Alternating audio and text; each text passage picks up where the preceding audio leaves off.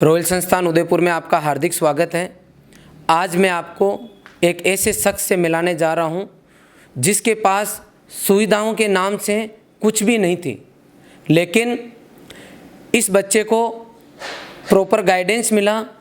इस बच्चे का डेडिकेशन था कि मैं गरीब परिवार में मेरा जन्म हुआ है, लेकिन मुझे बहुत कुछ करना है, बहुत आगे तक जाना है, मुझे वो सब काम करने हैं जो एक संपन्न परिवार का बच्चा करता है। मैं पहले भी कई बार कह चुका हूँ, इस संस्थान में से बहुत सारे बच्चे आए हैं और ऐसी जगह पे पहुँचे हैं जहाँ शायद अगर कोई सोचे नहीं तो पहुँच पाना बहुत मुश्किल है। जिस बच्चे से आज मैं आपको मिला रहा हूँ, इसका नाम है गोवर्धन गाडरी। ये बिल्कुल गरीब परिवार से बिलोंग करता है। इस बच्चे की एंट्री मैं शुरू से लेकर लास्ट तक आपको बताऊं कि इसके घर पे अगर अपन बात करते हैं कि भाई इनका घर गुजारा कैसे चलता है, तो घर पे भेड़ें हैं 8, 10, 12। इसके अलावा कच्चे मकान हैं, बिल्कुल ग्रामीण अंचल हैं। मुझे याद आ रहा है जिस दिन ये आया था, इसके साथ में इसका एक बुआजी का लड़का कमलेश गाडरी और ये गोवर्धन गाडरी, दोनों बच्चे यहाँ पधारे। कहते हैं कि ईश्वर जिस आदमी को कुछ अच्छा करना हो उसकी और परीक्षा लेता है। ये बच्चा 25 जुलाई के दिन यहाँ पहुँचा, 25 जुलाई 2017 को। इसके दादाजी की तबीयत पहले से ही पिछले 1 महीने से डाउन चल रही थी। जैसे इस बच्चे का यहाँ आना हुआ, दिन में ये बच्चा आया था और नाइट में इसके 3 बजे इसके पास समाचार आया कि इसके दादाजी हमेशा के लिए इस दुनिया से चले गए। बड़ी मुश्किल से इधर उधर से जोड़ तोड़ करके ये उदयपुर पहुंचा था कपासन से। और जब कोई एक बार बंदा घर से निकल कर इस तरीके से किसी अच्छे काम के लिए निकलता है और फिर ऐसी खबर मिलती है उसी दिन, तो आदमी आधा टूट जाता है। इस बच्चे ने हिम्मत नहीं हारी, अपने दादाजी का पूरा कार्यक्रम कंप्लीट करके 15 अगस्त 2017 को ये बच्चा वापस पहुंचा रॉयल। इस बच्चे के पास केवल पहनने के लिए एक पैंट थी और रॉयल की दी हुई टी शर्ट। जस्ट कोचिंग के सामने ये और इसका बुआजी का लड़का कमलेश गाडरी दोनों साथ में रहते थे। एक नवीन नाम का लड़का और था कपासन का। ये 3 रहते थे रूम में। इस बच्चे ने यह ठान लिया कि मुझे कुछ अच्छा करना है, बढ़िया करना है, बेटर करना है। इस लड़के ने पूरी साल दिन और रात एक करके बहुत अच्छी मेहनत की। जब हम टेस्ट लेते हैं, रॉयल का एक सिस्टम रहा है कि हम हर 7 दिन से टेस्ट लेते हैं। जब भी टेस्ट लेते थे तो शुरू में तो ये एवरेज आता था, उसके बाद में हमेशा इसकी अच्छी रैंक रही। लास्ट टाइम मैं और इस मैसेज के थ्रू उन बच्चों को और मैसेज देना चाहूँगा जो बच्चे किसी भी इंस्टीट्यूट के अंदर, चाहे IIT हो, चाहे नीट हो, चाहे एग्रीकल्चर के एग्ज़ाम हो, तैयारी करते करते लास्ट में जब एग्ज़ाम आता है, जब रिवीजन का टाइम होता है, उस टाइम कुछ अच्छे बच्चे अच्छे नंबर वाले लूज पड़ जाते हैं, ओवर कॉन्फिडेंस में आ जाते हैं। ये बच्चा शुरू में बैक साइड आ रहा था, सबसे नीचे आ रहा था, धीरे धीरे करके ये बच्चा टॉपर बना। उसके बाद में लास्ट के 2 महीने इसने पेशेंस रखा। सब कुछ आने के बाद में भी बार बार रिवाइज करता रहा और एग्रीकल्चर के इतिहास में वो कर दिखाया जो पहले किसी ने नहीं किया। हमेशा जब से JET की परीक्षा हो रही है, बायोलॉजी के बच्चे टॉप कर रहे थे। 2018 एक ऐसा साल आया जिसमें एग्रीकल्चर, बायोलॉजी, केमिस्ट्री, एक normal school Kapasan high secondary government school का बच्चा पूरे राजस्थान के अंदर 424 नंबर लाके फर्स्ट रैंक लेके आया पूरे राजस्थान के अंदर। और इस बच्चे ने मेहनत करके ये दिखा दिया कि सुविधाओं का कोई मतलब नहीं है। सरस्वती माँ ने अपना फंडा सेट कर रखा है कि इसके साथ जो ईमानदारी के साथ लगा रहेगा और किसी संस्थान के द्रोणाचार्य अगर प्रॉपर किसी भी बच्चे को गाइड करेंगे तो टॉपर होने के लिए अमीर होना ज़रूरी नहीं है। ये बच्चा 2018 में पूरे राजस्थान में जनरल कैटेगरी में जे टॉपर रहा।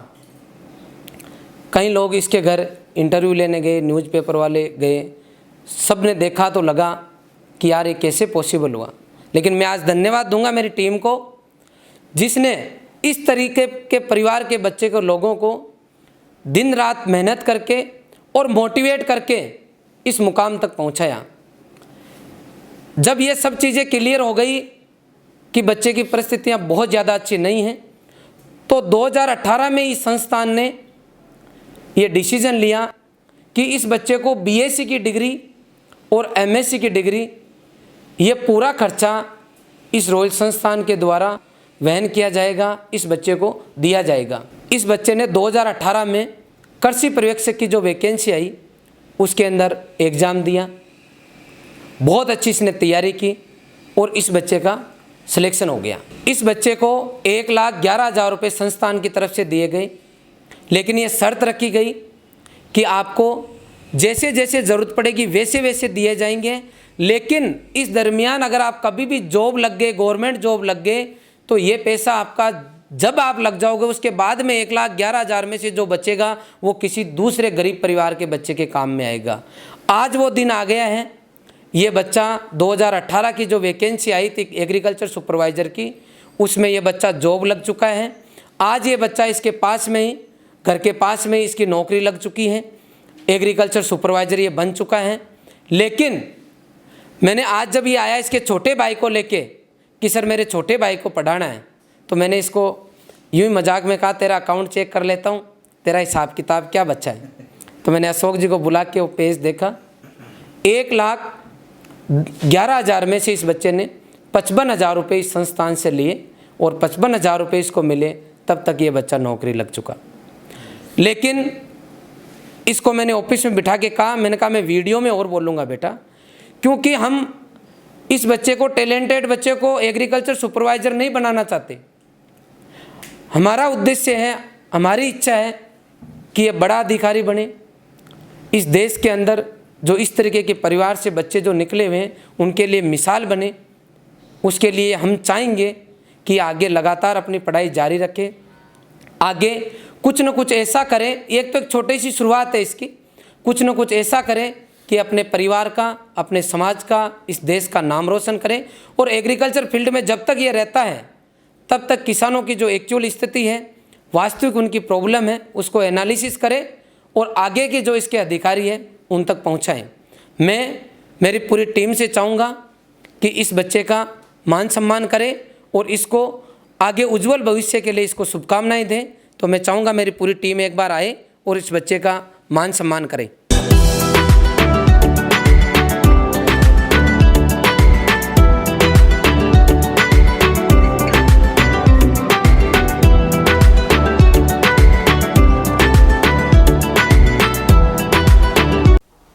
हाय स्टूडेंट, कैसे हैं आप?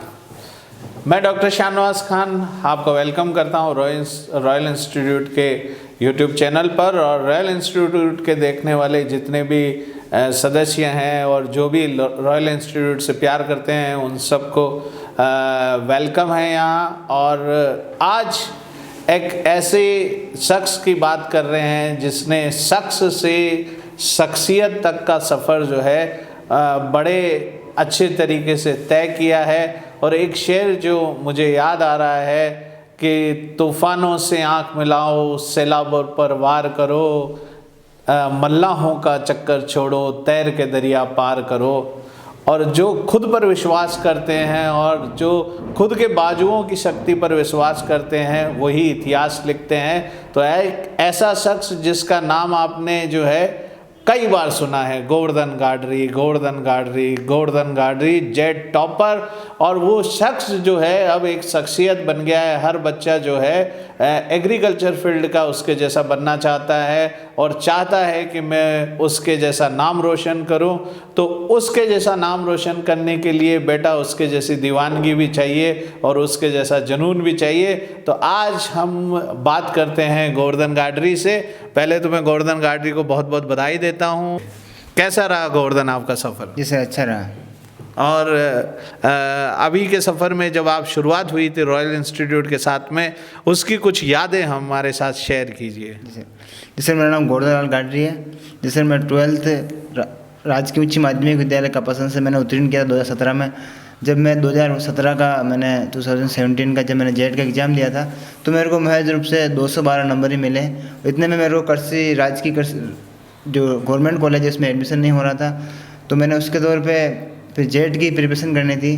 जेट के प्रिपरेशन के लिए मैंने रॉयल इंस्टीट्यूट में मैंने एडमिशन लिया। मेरे साथ मेरे 2 साथी और थे, मेरा भाई कमलेश गाडरी और नवीन बुनकर। रॉयल इंस्टीट्यूट के अंदर बेटा आपने एडमिशन लिया, आपने रॉयल का इतिहास पहले जाना और रॉयल से प्रभावित होकर यहाँ पर आपने एडमिशन लिया। तो रॉयल ने आपको कैसे सपोर्ट किया आपके इस सफ़र के अंदर और आपके सिलेक्शन के अंदर?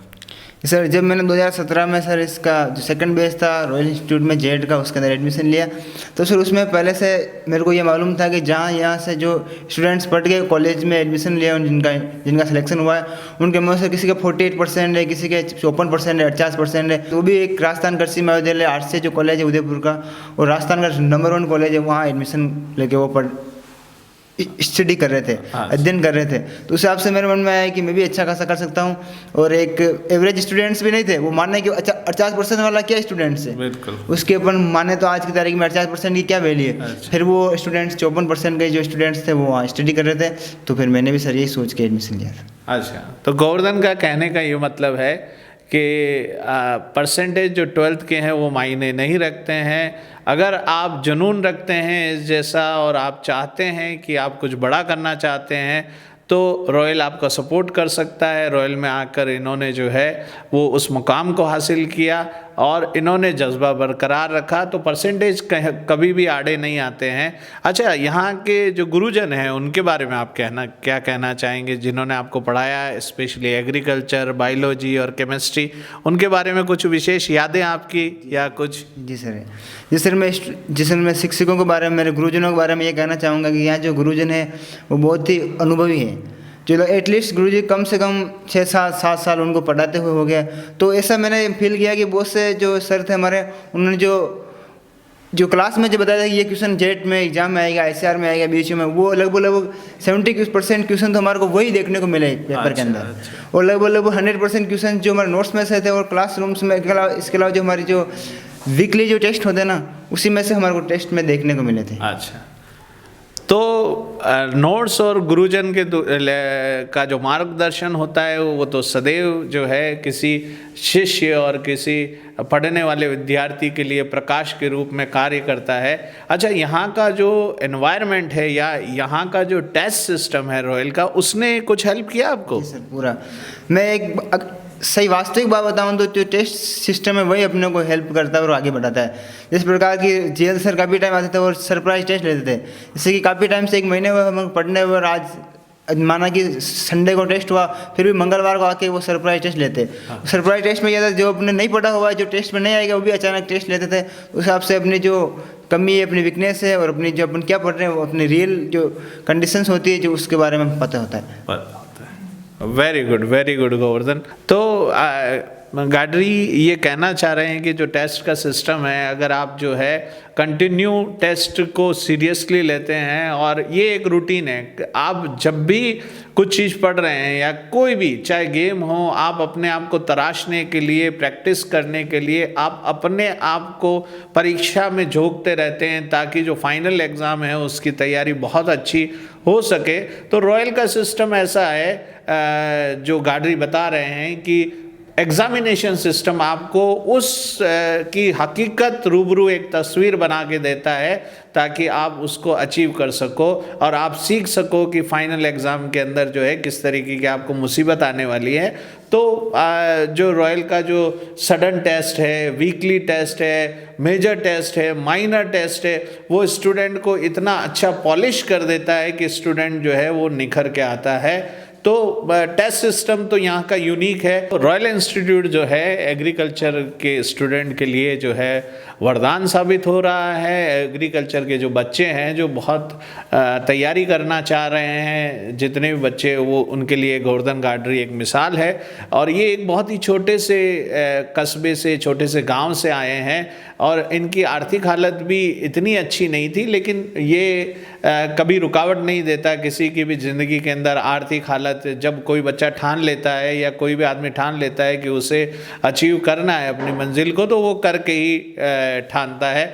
और नौकरी भी लग गई है, इसके बाद आपके क्या सपने हैं एग्रीकल्चर फील्ड के अंदर?